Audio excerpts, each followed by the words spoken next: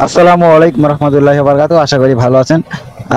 আমরা ততটা ভালো নাই। ভোলাবাসী দীর্ঘদিন যাবৎ বাস মালিক এবং সিএনজি চালকরা সংঘর্ষের কারণে আমরা হয়রানি হইতেছি দিন দিন। তো আজকে বাস এবং সিএনজি কোনোটাই চলতেছে না। তো কুঞ্জহাট থেকে ভোলার উদ্দেশ্যে যে কোনো একটা কাজে যাওয়ার পথে, হ্যাঁ, আর মাইকো দিয়ে যাওয়া লাগছে। যে জায়গা ভাড়া 70 টাকা, সেই জায়গায় 150 টাকা করে প্রতিজনকে কুঞ্জহাট থেকে ভোলা সদর পর্যন্ত নিতে পারে নাই।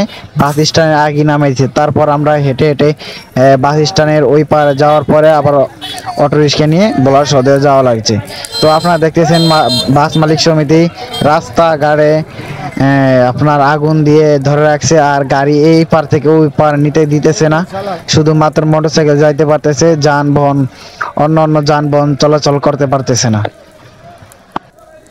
এই ধর্মঘটের কারণে ভোলা থেকে চরপেশন পর্যন্ত যাত্রীরা হয়রানি হইতেছে।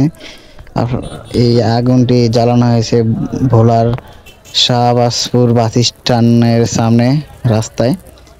2-3টা টায়ার জ্বালানো হয়েছে, প্রচণ্ড পরিমাণ আগুন।